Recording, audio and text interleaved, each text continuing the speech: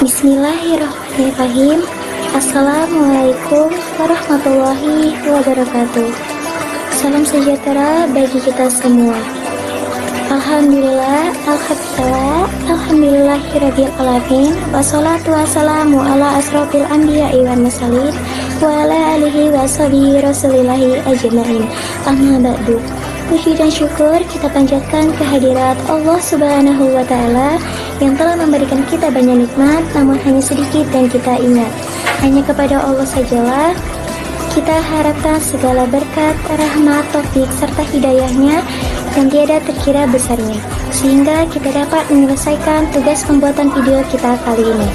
Salawat serta salam tercurahkan kepada Nabi besar kita Muhammad SAW yang telah membawa perubahan dari zaman kegelapan ke zaman yang terang benderang seperti sekarang ini.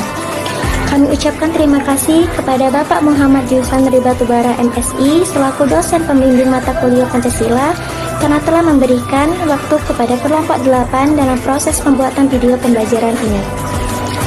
Perkenalkan, nama saya Nabila Malada, perwakilan dari kelompok 8. Pada kesempatan kali ini, saya beserta rekan-rekan saya yaitu Fitri Maulida Husna, Raihan Kusuma, Nisa Fauzia, serta Nurul Fajra Rahab akan mempresentasikan hasil tugas yang telah kami buat dengan tema pembelajaran Pancasila sebagai paradigma dalam pembangunan nasional. Sebelum itu, saya harapkan kepada semuanya agar dapat memfokuskan mata dan telinga dalam mendengarkan materi yang akan kami sampaikan. Semoga nantinya materi yang telah kami sampaikan dapat bermanfaat bagi kita semua dan menambah ilmu kita. Amin, amin, ya rabbal alamin.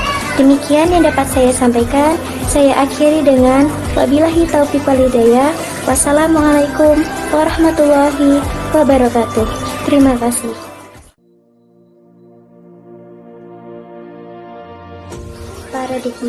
Paradigma diartikan sebagai asumsi dasar atau asumsi teoritis yang umum sehingga paradigma dinilai sebagai sumber nilai hukum dan metodologi.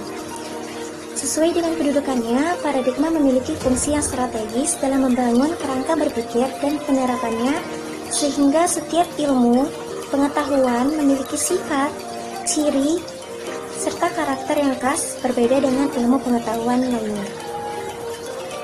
Dalam kehidupan sehari-hari, paradigma berkembang menjadi terminologi yang mengandung pengertian sebagai sumber nilai, kerangka pikir, orientasi dasar, sumber asas, tolok ukur, parameter, serta arah dan tujuan dari suatu perkembangan, perubahan, dan proses tertentu termasuk dalam pembangunan, gerakan, reformasi, maupun proses pendidikan.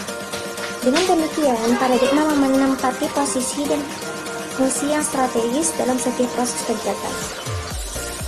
Perencanaan, pelaksanaan, dan hasil-hasilnya dapat diukur dengan paradigma tertentu yang diyakini kebenarannya.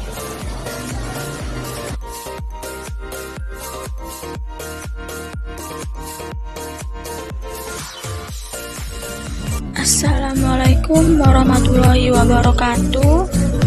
Saya Fitri Maulida Husna. Di sini saya akan menjelaskan Pancasila sebagai paradigma di bidang politik. Yang dimaksud Pancasila sebagai paradigma pembangunan politik adalah meletakkan nilai-nilai yang terkandung dalam Pancasila sebagai sumber nilai politik. Sumber nilai politik harus mengacu pada nilai-nilai Pancasila, terutama sila keempat, di mana semua praktik-praktik politik harus berkembang atas asas kerakyatan. Sistem politik Indonesia yang bertolak dari manusia sebagai subjek harus mampu menempatkan kekuasaan tertinggi pada rakyat. Kekuasaan yang dimaksud adalah kekuasaan dari rakyat, oleh rakyat, dan untuk rakyat. Sistem politik Indonesia yang sesuai Pancasila sebagai paradigma adalah sistem politik demokrasi, bukan otoriter. Oke, yang kedua saya akan menjelaskan tentang Pancasila sebagai paradigma di bidang hukum. Salah satu tujuan bernegara Indonesia adalah melindungi segenap bangsa Indonesia dan tunduk kepada rakyat Indonesia. Menurut ketetapan MPRS Nomor 20 MPR 1966, Pancasila merupakan sumber dari segala sumber hukum. Dengan demikian, semua peraturan perundang-undangan di Indonesia harus tidak boleh bertentangan dengan Pancasila sebagai dasar negara. Pembukaan Undang-Undang Dasar 1945 yang memuat Pancasila tidak boleh dirubah oleh siapapun juga, termasuk MPR. Hal ini didasarkan pada pasal 3 dan pasal 37 karena merubah isi pembukaan, berarti pembubaran negara. Yang terakhir, Pancasila sebagai paradigma dalam pembangunan ekonomi. Sesuai dengan paradigma Pancasila dalam pembangunan ekonomi, sistem ekonomi harus mendasarkan pada moralitas ketuhanan dan kemanusiaan. Pengembangan ekonomi harus mampu menghindarkan diri dari monopoli serta persaingan bebas yang nantinya akan memberikan keuntungan besar dari pihak-pihak yang kuat dalam bidang ekonomi. Sedangkan pengusaha-pengusaha kecil akan dirugikan dengan adanya sistem persaingan bebas dalam perekonomian. Sesuai dengan Undang-Undang Dasar 1945 Pasal 33, menyebutkan bahwa sistem persaingan bebas dan monopoli dilarang dalam perekonomian.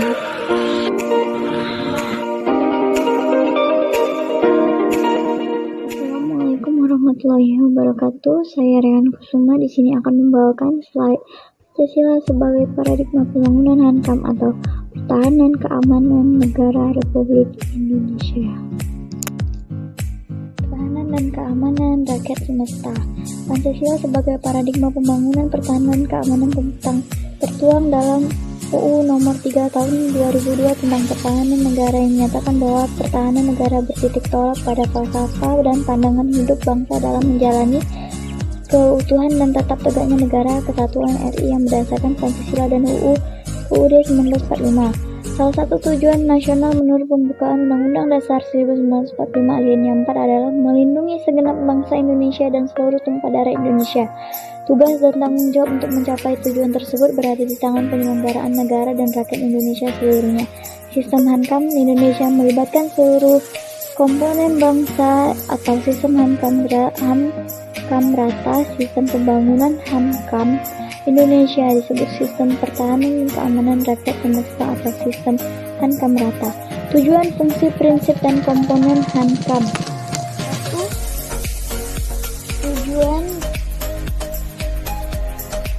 Tujuan pertahanan negara yaitu menjaga dan melindungi kedaulatan negara, keutuhan wilayah, dan keselamatan segenap bangsa. Fungsi pertahanan negara itu mewujudkan dan mempertahankan seluruh wilayah negara kesatuan Republik Indonesia sebagai salah satu kesatuan pertahanan. Sistem pertahanan ada 3, yaitu 1. Komponen unsur utama TNI dalam menghadapi ancaman militer. Kedua, komponen cadangan terdiri dari atas cadangan TNI, warga negara, sumber daya alam, sumber daya buatan. Komponen pendukung terdiri atas warga negara, sumber daya alam, sumber daya buatan, dan sarana dan prasarana nasional yang secara langsung atau tidak langsung dapat meningkatkan kekuatan dan kemampuan komponen utama dan komponen cadangan.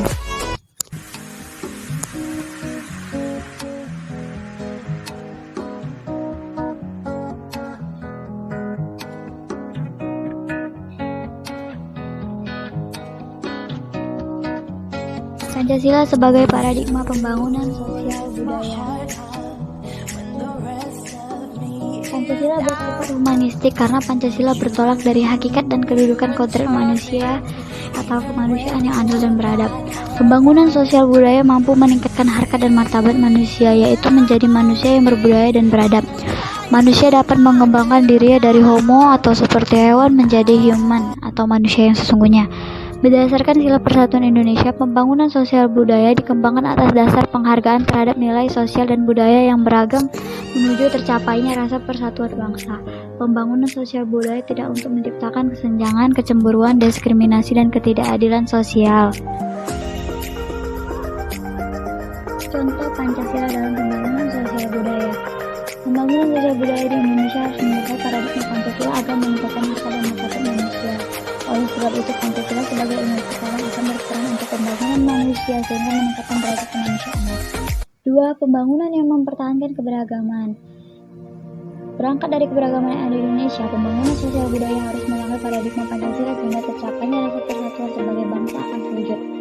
Contoh Pancasila sebagai paradigma pembangunan yang ada di Indonesia secara garis besar berarti harus bisa menghormati hak budaya masyarakat komunal yang multikultur sehingga bisa dilibatkan di samping hak negara untuk mengatur kehidupan berbangsa dan hak asasi individu, sehingga semuanya bisa saling bersinergi. Sila-sila Pancasila untuk pembangunan sosial budaya. Sila pertama, memperlihatkan bahwa setiap suku mempercaya hadirnya Tuhan Yang Maha Esa di setiap lini kehidupannya. Sila kedua, nilai budaya yang dijunjung tinggi oleh segenap suku yang ada di Indonesia tanpa membedakan asal-usulnya yang berbeda. Sila ketiga, mencerminkan nilai budaya yang menjadi kepastian tekad masyarakat majemuk di Kepulauan Nusantara untuk mempersatukan diri sebagai salah satu bangsa yang berdaulat. Sila keempat merupakan nilai budaya yang luas persebarannya di kalangan masyarakat majemuk Indonesia untuk melakukan kesepakatan melalui musyawarah. Sila kelima, nilai ini menjadi acuan dalam pembangunan sosial untuk membangkitkan semangat perjuangan bangsa Indonesia dalam memajukan kesejahteraan umum, mencerdaskan kehidupan bangsa dan ikut serta melaksanakan ketertiban dunia yang berdasarkan Undang-Undang 1945 yakni berlandaskan kemerdekaan, perdamaian, keadilan, keadilan sosial.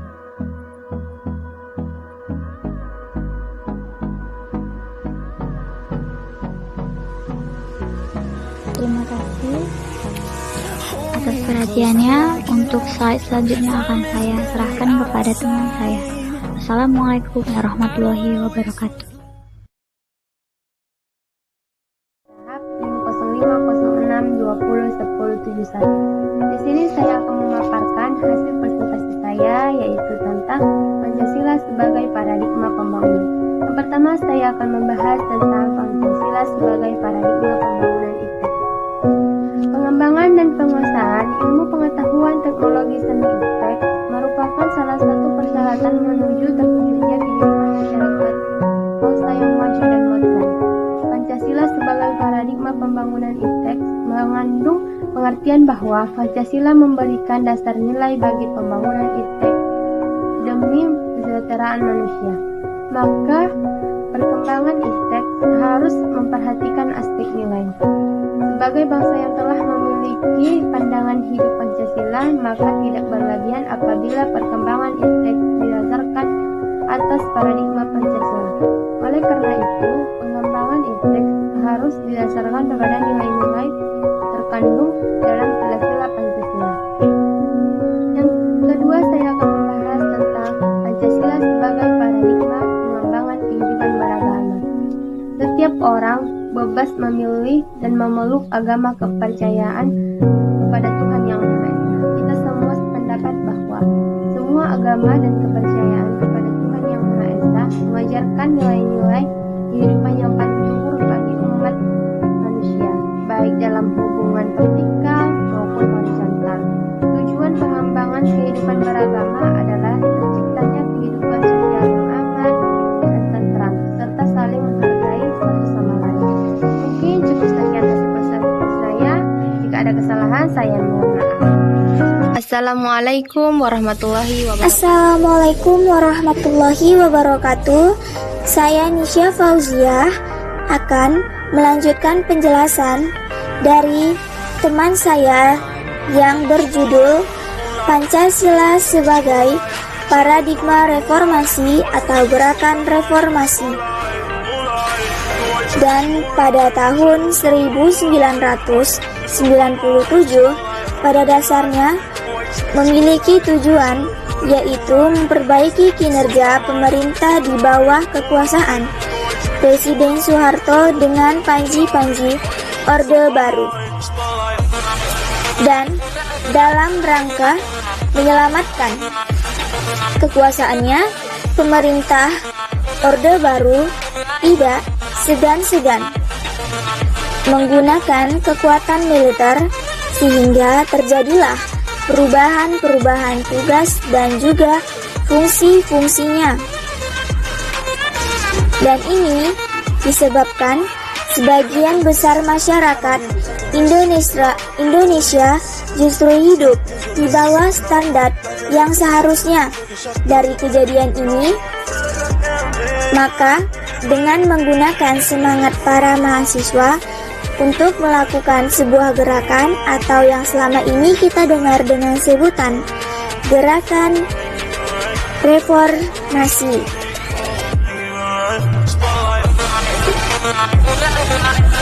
Maka dengan ini amandemen Undang-Undang Dasar 1945 implikasi dari gerakan reformasi yang ingin sistem kehidupan sosial yang jauh lebih baik. Maka berbagai amandemen telah dilakukan oleh MPR upaya penyempurnaan dalam Undang-Undang Dasar 1945 agar Indonesia jadi lebih baik sesuai dengan nilai-nilai dasar pada Pancasila. Kemudian, para elit politik kurang peduli terhadap kepentingan rakyat dan juga pendidikan politik, serta mereka lebih mengutamakan kepentingan pribadi ataupun kelompok. Ini menyebabkan terjadilah krisis multidimensional di Indonesia. Oleh karena itu, Pancasila sebagai kristalisasi nilai-nilai dasar yang diyakini kebenarannya dan dapat diterima oleh bangsa Indonesia dapat dipergunakan sebagai paradigma dalam setiap aktivitasnya. Ini artinya setiap perbuatan bangsa dapat dibenarkan selama tidak bertentangan dengan nilai-nilai dasar pada Pancasila.